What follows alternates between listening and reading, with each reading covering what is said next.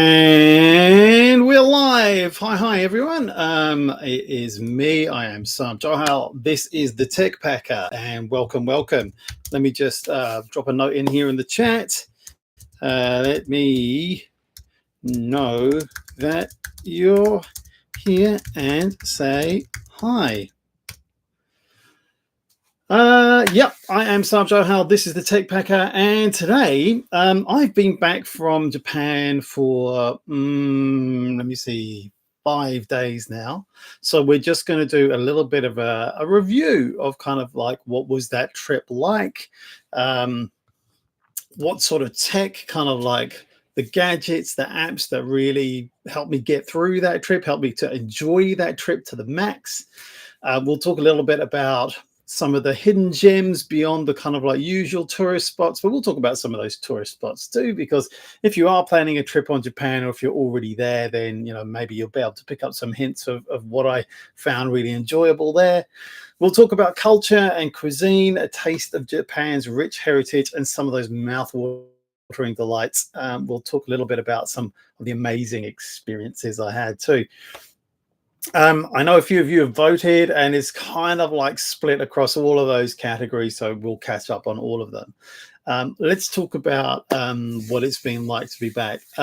It's a horrific rainstorm here this morning. It's very, very windy. It's pounding down with rain. It's pretty awful here in New Zealand, in Wellington.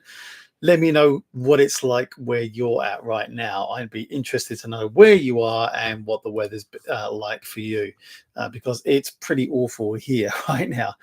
And I have to say that when I was in Tokyo, and of course it was still winter, it's just kind of like broken into spring. I was very interested to see the Tokyo Marathon yesterday in Japan. I really wish I'd been there. I really wish I'd been running it, actually.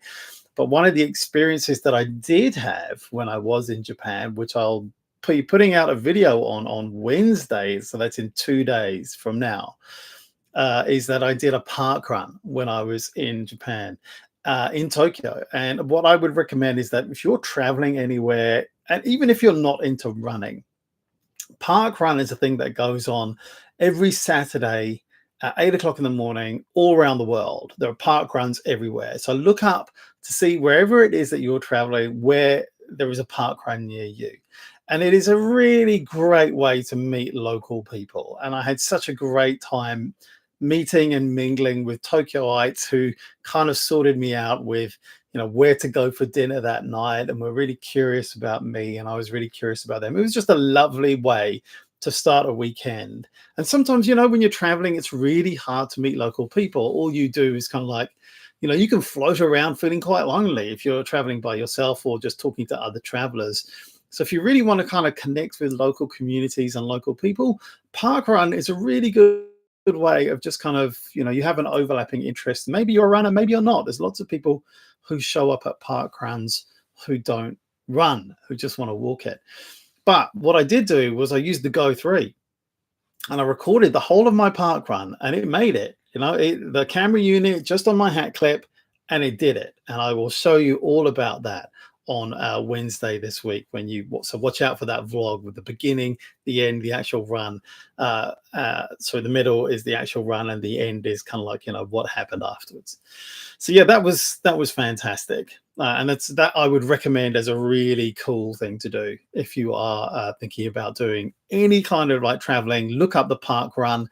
You don't have to run. You just do kind of like a 5K walk, and you just catch up with local people, and they will, answer your questions. And just, it's a really good way to meet people. I did have the opportunity to go out for coffee as well with them. But to be honest, it was so cold. And that's where I was going to come up to, is that it was super duper cold in Japan. I think one of the things that kind of people don't really talk about is the wind in Tokyo. And certainly, in February when I was there from the 14th to the 27th. It was a biting cold wind most days. A couple of days it was unseasonably warm, to be honest. One day, the day that I arrived, it was like super warm, and kind of like towards the end we had like a warm day as well. But most of the rest of the time, super cold and rainy. And I don't really walk around with an umbrella in Wellington because it's too windy. But there were a couple of times in Tokyo where my umbrella that I brought with me from New Zealand, which hasn't been used for a while, got blown inside out. It was pretty strong wind, and it was pretty pretty rainy as well. Hey James, good to see you. James, we've just been talking about me doing a park run when I was in Tokyo. James used to be my running coach when I was living in London. James is a great guy. Look him up on YouTube. He's if you want any kind of like running tips or thinking about improving your running in any way, James is fantastic. Lovely to see you here, James, mate. Yeah, so we've just been talking about doing a park run and how it's a really good way of meeting travelers and local people as well. I think I just seen a couple of like clips from park run in Tokyo, and it was full of people who were traveling from far and wide for the Tokyo Marathon, and they were using that as a warm-up run for that. And I watched a little bit on YouTube like yesterday, and it was fantastic to see. It was actually a sunny day in Shinjuku where it started, and then down in Odaiba where it finished, and all the way around. In fact, it went through Asakusa, which is where I was staying a lot of the time, and I didn't realize that. No worries, James, no worries. And it was just fantastic to see that area after I just left there like 3 or 4 days ago. So that was really nice. So yes, what was the gear that I used? What was and it's been really lovely to see my first vlog that I put out on the day that I left using the Go 3 has been viewed like quite a lot of times. It's been fantastic to see that. And I think you guys have enjoyed seeing what the Go 3 is like as a kind of documentary device. And I was surprised how well it did, how well the mics did. I think it was great. It's such a convenient camera to use. It's just kind of there. And it's just so much smaller than the Ace Pro as well. And I think that's the advantage. It's just so convenient. It has all the accessories that come with it as well. I don't really use the magnetic mounts, the Iron Man thingy, but I did use the hat clip a lot when I was in Japan, when I was in Tokyo, and that was fantastic. And like I say, I used it on the entirety of a 5K run and recorded all of it, and then I did the data overlay on top of that as well. If you don't know how to do the data overlay, I use my Apple Watch, and I synced the data from the Apple Watch to Apple Health, and then the Insta360 app syncs with Apple Health, and then overlays that data on top of your video as well, because it does it by time code or some method. Anyway, it does it really, really well. And so watch that video on Stats But How if you're interested in like how to do that with your Insta360 Go and Apple Watch. But also it was fantastic to be able to do that on a long vlog and just do a little bit of a test in concept of, can the Insta360 Go 3 capture the entirety of a 5K run, even if you're doing it slowly like I was. I'm just still rehabbing from a few injuries, so I kind of walked the first 5 minutes, and then I ran the rest of it, but I think it was a total of about 33 minutes altogether. So it's it did it, and it did it absolutely fine. And it was really cold that morning, so the temperature didn't affect the battery so much that it dropped down too far below 40 minutes. It was still able to capture that video absolutely no problem. So that's just one use case. Two use cases. One was the kind of like Tokyo vlog leaving from New Zealand, and then we've got the vlog coming out this week on the park run. But I use the Go 3 a lot. So what surprised me about it was, and I think a few of you have commented on this as well, is that the mics were really good. A couple of times I had the wind reduction kind of algorithm switched on. If you look at settings, there are 3 different choices that you can use for the mics: stereo, wind reduction, and direction focus. So most of the time I was using direction focus. So of the 2 mics, it was kind of trying to figure out what was the mic that it needed to use in order to capture my voice most effectively.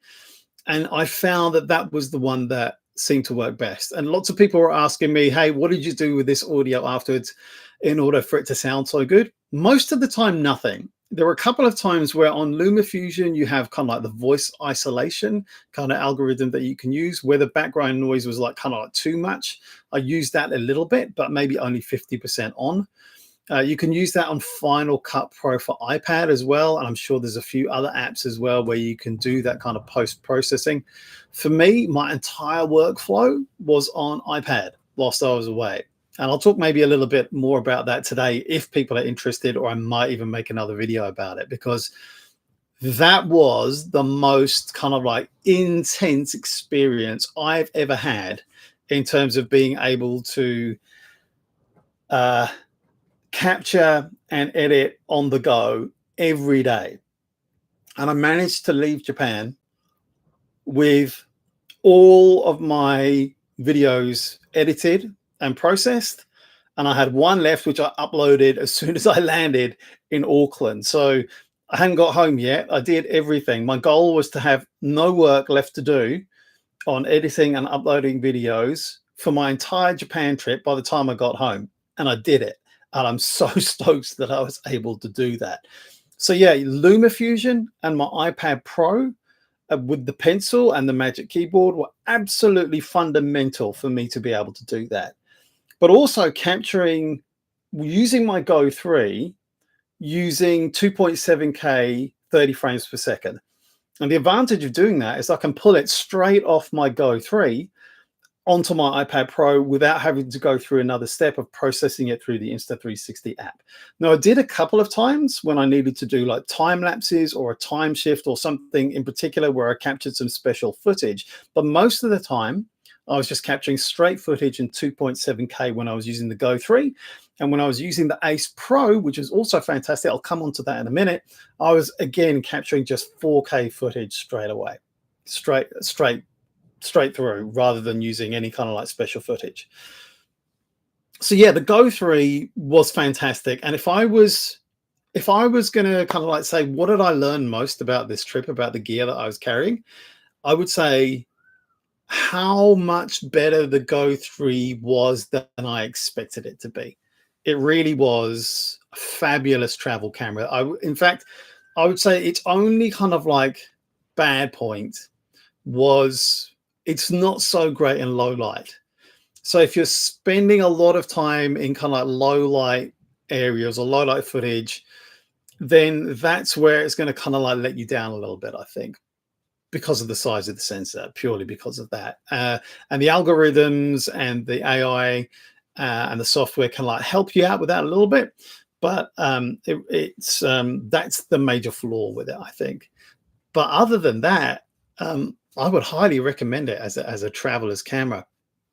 If you do want and you do need that low light performance and you want something with a bit more flexibility in terms of like attaching external mics, because you can't do that with the Go 3, even though the mics did perform really well, you can't even attach a Bluetooth mic. You can't connect one to the Go 3. And that's a bit of a problem. But you can with the Ace Pro, although I have to say, I got to a point where I was kind of sick of attaching stuff to the camera and just making it bigger and bulkier. So you will see after this week's vlog, in the one after that, I detached the external mic at that point, unless I really, really needed it. Because for me, the whole point of like having a minimalist kind of like travel approach to kind of like capturing images and video is I don't want a bunch of stuff attached to my camera, making it bigger and more awkward and thinking about how these connections are all working and are they working and are they capturing properly. I just used the naked Ace Pro and the naked Go 3 as they were. A lot of it was just kind of handheld. I didn't even have a selfie stick. And I really like shooting like that. I really like having it just in my camera. I don't have to think too much about it. I just whip it out and I just start capturing with it straight away. And for me, that's the beauty of having these cameras. I mean, yes, you can attach all the other stuff onto it for specific use cases. But for me, that's the brilliant thing about the Insta360 Ace Pro and the Go 3 and other cameras like that, of that ilk, that you can use that straight away and just have it shooting. And the Ace Pro actually captured decent audio as well. You may have noticed, if you haven't watched it, maybe you can give it a watch.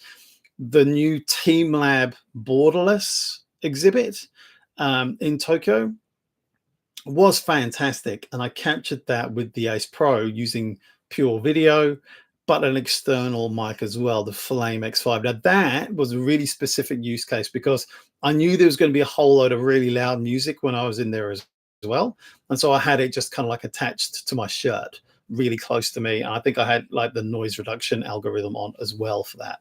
So that was a specific case, but the pure video picked up TeamLab borderless. If you haven't been to TeamLabs, you don't know what TeamLabs is, I have that video on my channel, but I also have TeamLabs Planets as well, with this, which is the other exhibit. And there is another one, but that's going to be coming in a few weeks on my channel. One that not many travelers have heard about. Another TeamLab exhibit in Tokyo. That's all I'm going to say for now. Just keep watching my channel and you'll see that, because I picked that information up from a local, a guy who I know, who's a really good friend, and he told me about it, and he said he didn't think many travelers knew about this, and maybe I should go make a video about it. And so I did, and it was great. It was a great little experience.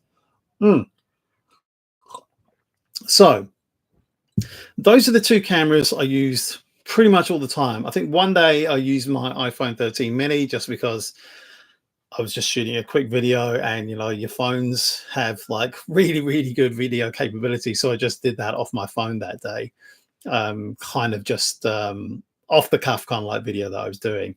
But the one thing that I didn't use, which surprised me, is that I had my X3 with me, and I didn't use it at all the whole time I was there. And I think that's just because my style of shooting is also changing a little bit.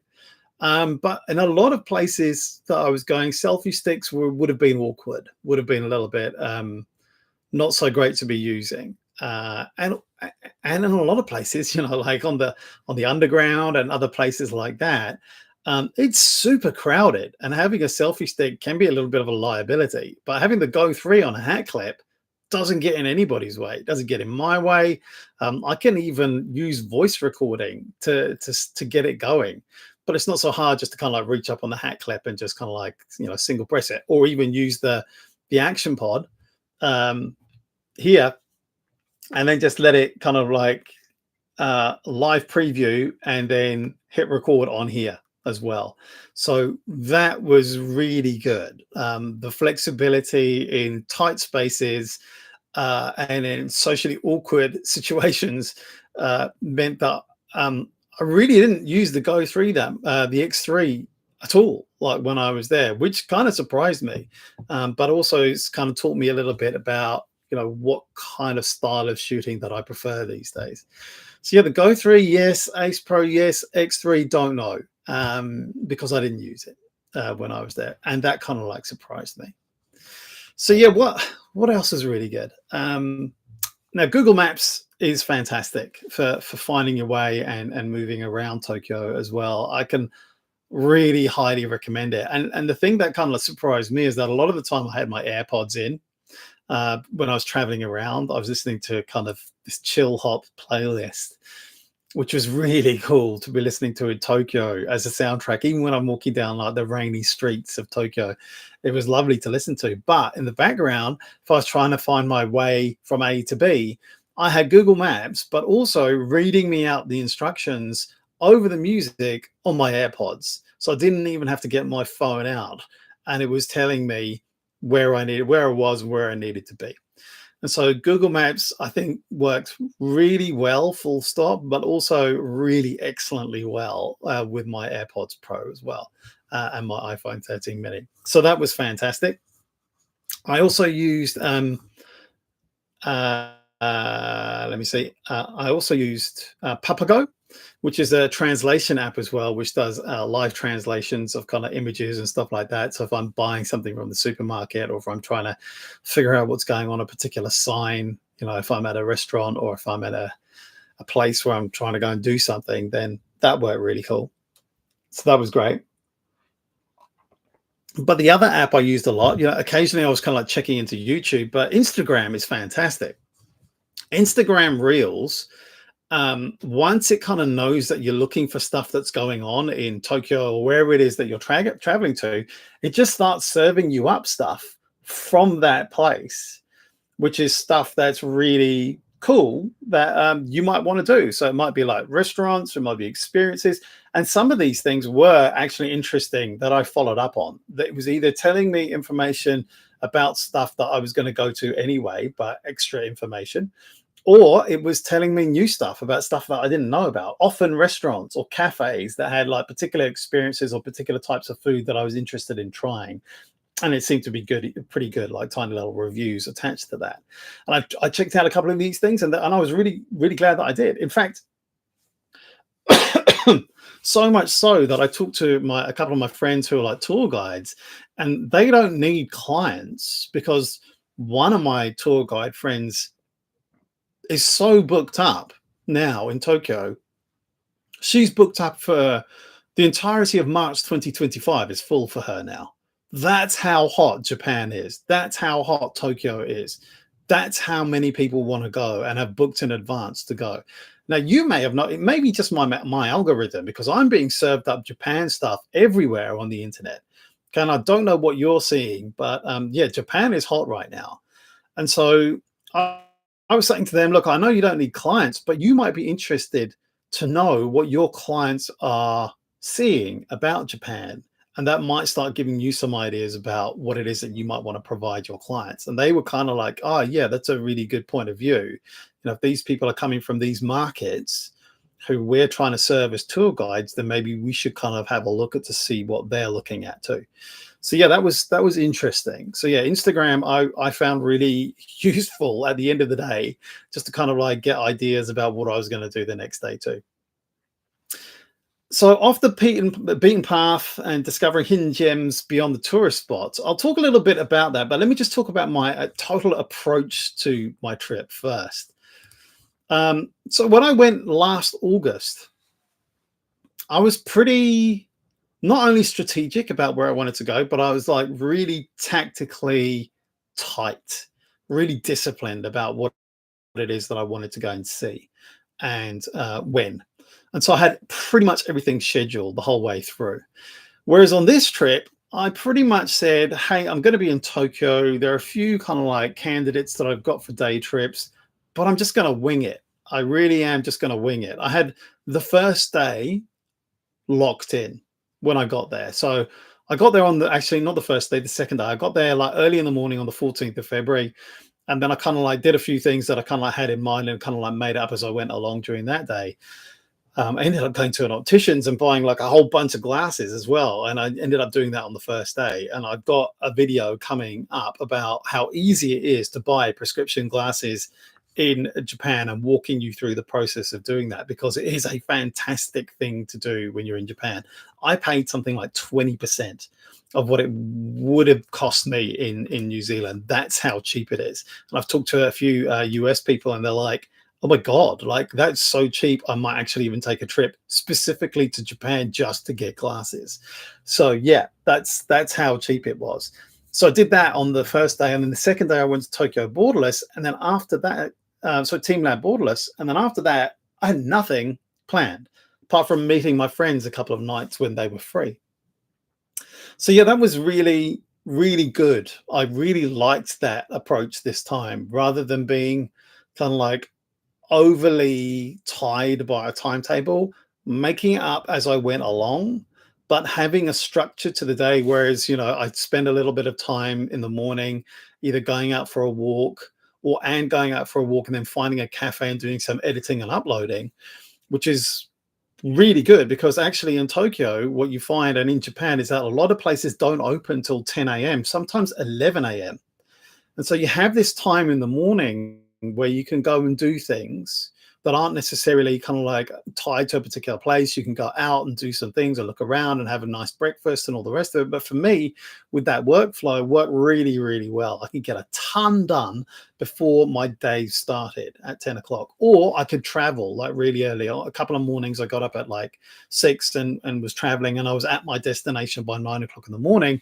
And then I would do that at my destination, so I was ready to go when things started opening. So that was really cool. I really enjoyed that approach this time of being a lot more flexible, but having a bit of structure during my day as well. That was great.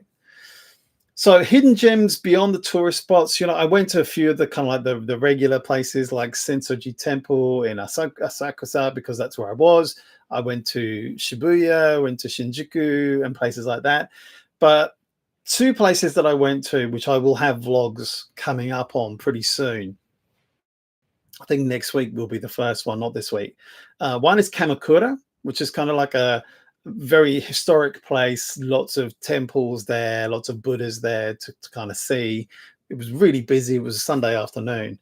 But then Enoshima, which is kind of like a seaside, kind of like resort, real surfers kind of like place, which I loved actually. I thought it was really cool. And I would go back there in the drop of a hat. If I'm back in Tokyo, it takes about an hour and a half, 2 hours, depending upon which train you get. Enoshima was cool. I really liked Enoshima. And there were a couple of reasons why I would go back, which because there were a couple of things I didn't get to do, but I'll let you watch the vlog and find out more about that. One of them is a spa, which I'd love to go to and just spend kind of like half a day at. That was fantastic.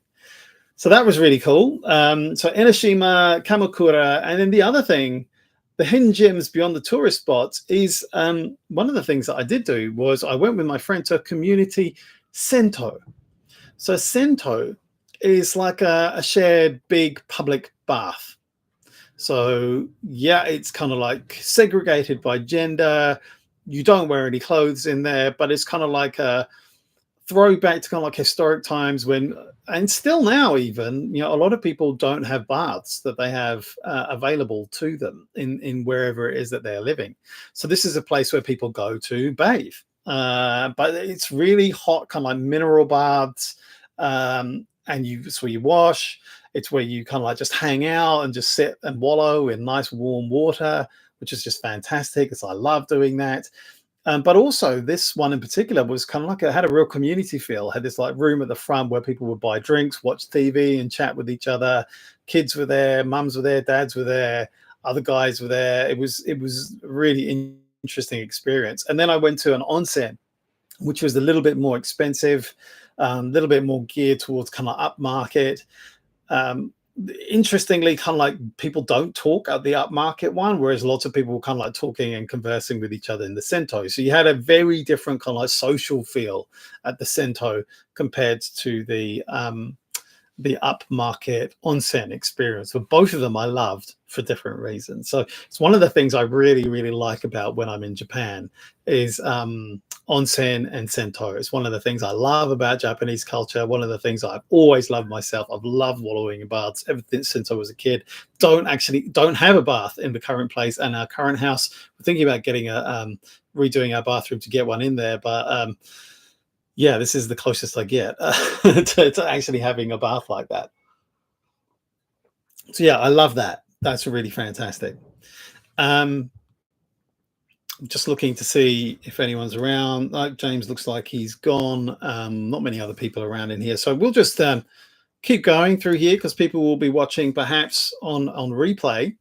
But let's talk about culture and cuisine a little bit. So I talked about Kamakura, about that kind of like, the temples and shrines kind of side of things. I went to a couple of other places as well. I went to Mount Takao, which is a popular kind of like day hike outside of Tokyo. It takes about an hour to get there. Been there once before. That was cool, but it was grim weather that day. So I took the cable car up to the about 2/3 of the way up and then walked the rest of the way up. And then I got the chairlift back down. So that was fun. But the three things I loved doing when I was in Japan, and I always do in terms of like food, ramen, Japanese curry. And I had many different types of both when I was there. But also I tried this new thing called sukamen, which I've not had before, which is kind of like ramen. But instead of it being in a broth, you have this kind of like dipping soup to the side.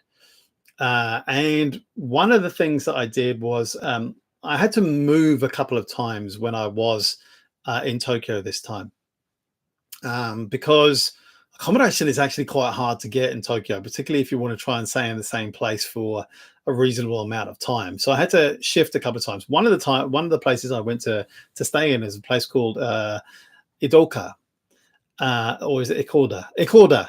Always get confused. Ikoda is like a place where it's kind of like a university area. It's an arts college kind of like an area. There's loads of like studenty kind of like feel. It's a real community base. Not many tourists are around in that area, so that was interesting.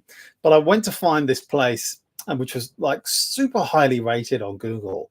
One of the things that you'll notice in Japan is that everyone pays a lot of attention to Google ratings, like a lot more than they do in New Zealand. I know in the States people pay a lot of attention to that kind of thing too. I'm not sure about UK culture on this. But the problem in New Zealand is that there really isn't kind of like, a massive amount of people here. So the number of ratings that people have tends to be quite low, and it tends to be quite variable in terms of, the range of ratings. So it's kind of hard to trust. Whereas in Japan, it's completely the opposite. People are eating out all the time. So you get like a really good measure as to how good this place is. Now, this place had like a 4.2 rating with thousands of reviews, which made me think this place is quite good. So I went, and it was like on a Sunday night, and I had to queue to get in because I think it only had about 12 seats in there, and it was all kind of like around a counter. But boy, was it worth it. It was absolutely fantastic. It was a really cold night. Sat there, and it was so warming and delicious with the egg and the noodles and the chashu pork and the pickled vegetables. And then that all in the dipping soup. In fact, it was kind of like so potentially sloppy that they actually give you this kind of like bib when you sit down to eat. And it was so delicious. But I tell you, it was so filling. By the following lunchtime, I still wasn't really that hungry. It was incredible. It was such an incredible dinner. It was like probably the most memorably delicious dinner that I had when I was there. It was really, really good. So I can highly recommend Tsukamen to try that if you've not had it before in Tokyo. So that was fantastic. So let's talk about amazing experiences then, the activities that took my breath away. I would say that Team Lab Borderless was absolutely astonishingly good. I really, really enjoyed it. It had only been open for, that was the 6th day it had opened. It had relocated from Odaiba in Tokyo to this place in the Mori Art Museum. And it was just awesome. If you haven't watched that video, I highly recommend that you watch it to get a sense of what it's like. But I also have a video for Team Lab Planets as well. If I was going to say which was better, I would probably say Team Lab Planets is a more interesting experience just because of the fact that the water involved, that you're walking through water in order to experience some of the exhibits. But for some people, that's really off-putting. They don't like it. If that's you, then definitely go to Borderless. Otherwise, I think it's a bit of a toss-up. I think I did enjoy Planets. I went around twice. Borderless I would approach it in a different way. I would say aim to be there for about an hour and a half, maybe 2 hours, and then kind of like move on. Because you could just stay there all day, because what happens is that in the space that you're in, the kind of like the art moves around the whole of the space. So you get different things at different times in the same place. And so you could have completely different experience one day that you go compared to another. And so that's the beauty, the enjoyable thing about Borderless, is that it's constantly changing. And I thought I loved it. I thought it was really, really good. Well worth going and spending the effort, and spend the whole morning there. Don't overpack your itinerary. And I think that's the other thing that I would say is that, a lot of people, when they go to Japan, they maybe spend only 3 or 4 days in Tokyo. And I had the privilege of spending like 13 days there. And I think for the whole trip, I probably was there a couple of days too long. I probably was done on day 10, day 11, because this is kind of like a working trip for me. But I would still, even though I had that much time, I would pace myself so that I was doing one thing in the morning, one thing in the afternoon, and one thing in the evening. Now, morning might start quite late because, as I say, things don't open till often till 10, 11 o'clock. So my morning might stretch through till kind of like 1 o'clock maybe. Then I'd get some lunch, and then I'd do something in the afternoon. Then I may go back to the hotel and just chill for a while, and then maybe do something in the evening, either going out for something to eat or tagging on something else as well as going out for something to eat. And that pace worked really well for me, and that was really sustainable. I had one day in the middle of it where I was kind of like feeling like, I think I'm just tired today. I think I need a nothing day. And that worked so well for me. I just did nothing. I just kind of edited a bit, went for coffee, mooched around, walked around, popped in for some snacks in some place, but I didn't really have an agenda. I just kind of like wandered around. And I think when you're traveling, you kind of need that every now and again, of like some unstructured time where you can just digest everything that you've been doing and taking on all these new experiences, and just let it kind of like percolate for a while whilst you figure out what it is that you might want to do next. So I really, really enjoyed just being in Tokyo. I do. It's interesting now. I kind of like think about Tokyo as kind of like where I go. It's almost like a kind of like a, not just a playground, but a little bit of a kind of like a workplace as well. And I kind of, I'm getting to know some bits of it quite well, even though it's kind of like the biggest metropolis in the world. And that kind of feels fun, getting to know it at that level. So the other one that I would kind of like give people a heads up on is, there's lots and lots of places where you can go and get like a really good aerial view of Tokyo now. All of these places are paid, like Sunshine City, which came out in last week's vlog. I've got Shibuya Sky, which came out in one of the videos I put out earlier, late last year. But there's one that's really underrated, which is free and still really, really good, which I went to on my last full day for the first time since 2007, I believe. And that's the Metropolitan Government Building, which was kind of like the town council building, which has got two towers, north and south observatories, and it's free. You may need to queue up for a bit of time, but I was lucky. When I turned up, I just went straight in. They just did a bag check. I was straight in the elevator and went straight up, which is very different to other places where you have to buy a timed ticket, and then you have to maybe even queue up with a time ticket to get up to wherever it is. It's not as high, but it's high enough. It's behind glass, but there's a cafe there. It's pretty chilled vibe. It's pretty cool. I love it. And then I went actually for lunch in one of the council buildings, kind of like underground restaurant, kind of like complex, and it was awesome. I had this great tonkatsu curry. Again, this will come out in a vlog a bit later on, and you'll see what I had.